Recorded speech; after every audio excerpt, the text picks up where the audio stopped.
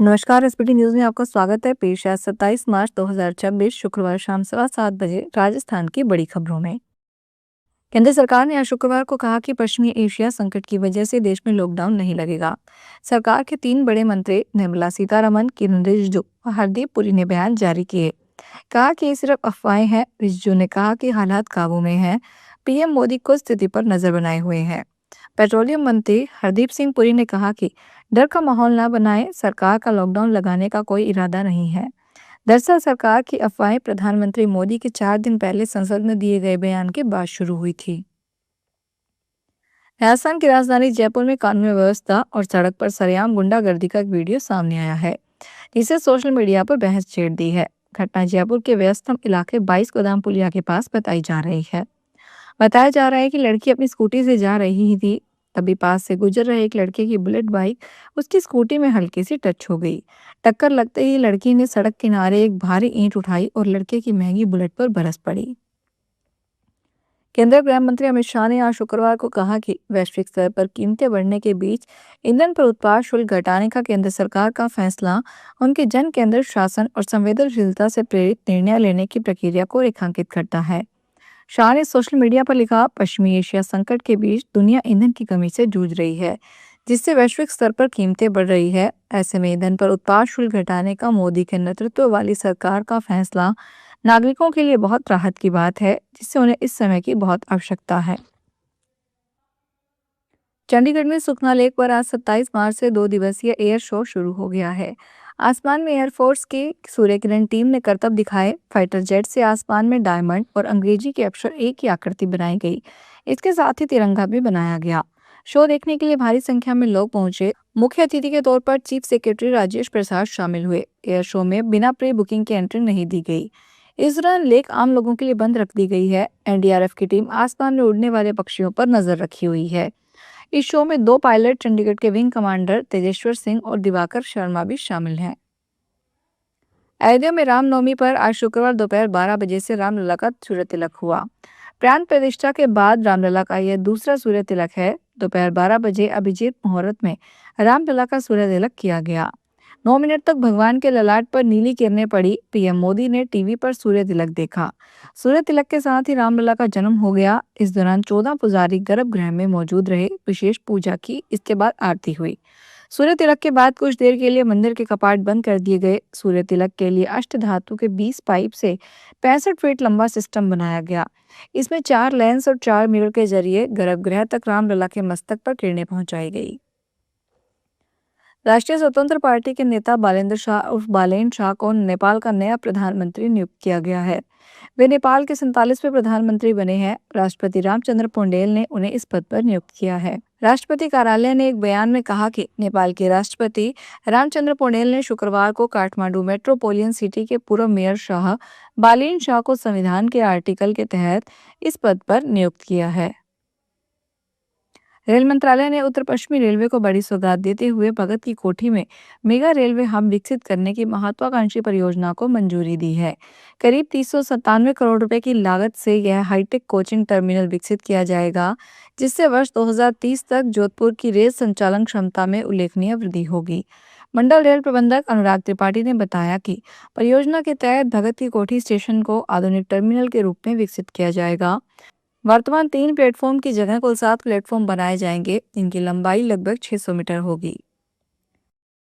Jaipur airport पर आज शुक्रवार को एक बार फिर से पैसेंजर्स को परेशानी का सामना करना पड़ा। स्पाइस जेट के मुंबई जयपुर रूट की फ्लाइट संचालन कारणों के चलते रद्द कर दी गई।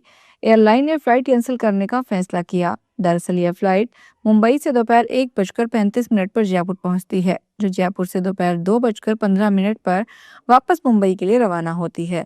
लेकिन स्पाइस जेट एयरलाइन ने संचालन कारणों का हवाला देते हुए दोनों फ्लाइट को कैंसिल कर दिया। आम जनता एक एक सिलेंडर के लिए तरस रही है, लेकिन दूसरी ओर इसी संकट का फायदा उठाकर काला खेल करने वाले सक्रिय हो गए हैं। सरकारी आंकड़ों ने चौंकाने वाला खुलासा किया है। जयपुर और सीकर के बाद झुंझुनू जिला पूरे प्रदेश में गैस की कालाबाजारी के मामले में तीसरे नंबर पर पहुंच गया है। पिछले कुछ दिनों से प्रदेश में गैस सिलेंडरों की भारी कमी चल रही है। सरकार के बड़े अधिकारी कह रहे हैं कि सब ठीक है और वे कार्रवाई कर रहे हैं, लेकिन हकीकत कुछ और ही है। मौसम बदलने के साथ ही कोटा शहर के अस्पतालों में मौसमी बीमारियों से जुड़े मरीजों की संख्या बढ़ गई है। वहीं अस्पतालों में ऐसे मरीज पहुंच रहे हैं जिन्हें सर्दी जुकाम के साथ साथ खांसी है और लंबे समय तक खांसी ठीक नहीं हो रही है। मरीजों को हो रही खांसी 15 दिन तक ठीक नहीं हो रही है। सरकारी और निजी अस्पतालों में बड़ी संख्या में ऐसे मरीज सामने आ रहे हैं जिन्हें लंबे समय से खांसी, गले में खराश और सांस लेने में तकलीफ की शिकायत है। खास बात यह है कि सामान्य दवाइयों और एंटीबायोटिक्स का भी इन मरीजों पर कोई खास असर नहीं हो रहा है। टोंक के निवाई उपखंड क्षेत्र के गांव बस्ती में बघेरे का बढ़ता आतंक एक बार फिर भयावह रूप से सामने आया। जिलाई रोड स्थित सरकारी स्कूल के समीप उस समय अफरा तफरी मच गई जब बघेरा अचानक बाड़े में घुस गया और बंधी बकरियों पर हमला बोल दिया। हमले में एक बकरी का मौके पर ही शिकार कर मार दिया जबकि दूसरी बकरी जख्मी हो गई। ग्रामीणों ने बताया कि बघेरा पिछले कई वर्षों से क्षेत्र में सक्रिय है और बार बार पशुधन को निशाना बना रहा है। इसके चलते बस्ती सहित आसपास के गांवों में भय का माहौल गर्माता जा रहा है। पशुपालकों के सामने आजीविका पर संकट खड़ा हो गया है। सवाई माधोपुर जिले के भगतगढ़ कस्बे में खाना बनाते समय गैस सिलेंडर लीक होने से घर में आग लग गई। इससे घर में मौजूद लोग बुरी तरह झुलस गए। जानकारी के अनुसार भगवतगढ़ निवासी नेमीचंद जैन के घर यह हादसा उस समय हुआ जब उनकी बहू रसोई में खाना बना रही थी। इसी दौरान अचानक गैस सिलेंडर में लीकेज हो गया और आग लग गई। आग की लपेट में आने से बहू गंभीर रूप से झुलस गई। बहू को बचाने के लिए जैसे ही नेमीचंद जैन मौके पर पहुंचे, वे भी आग की चपेट में आ गए और बुरी तरह झुलस गए। धौलपुर के निहालगंज थाना क्षेत्र में संतर रोड के पास स्थित एक निजी स्कूल में आग लग गई। प्रारंभिक जानकारी के अनुसार यह आग शॉर्ट सर्किट के कारण भड़की।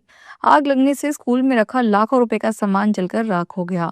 स्कूल संचालक सौरभ ने बताया कि यह घटना में लगभग 3 से 4 लाख रुपए का नुकसान हुआ है, जिसमें 2 प्रिंटर और अन्य महत्वपूर्ण सामग्री शामिल है। आग की लपटें देखकर आसपास के लोगों ने तत्काल दमकल विभाग को सूचना दी। मां वैष्णो देवी के दर्शनों के लिए कटरा आने वाले श्रद्धालुओं और पर्यटकों को बेहतर सुविधा देने के उद्देश्य से कटरा में एक नई पहल शुरू की गई है।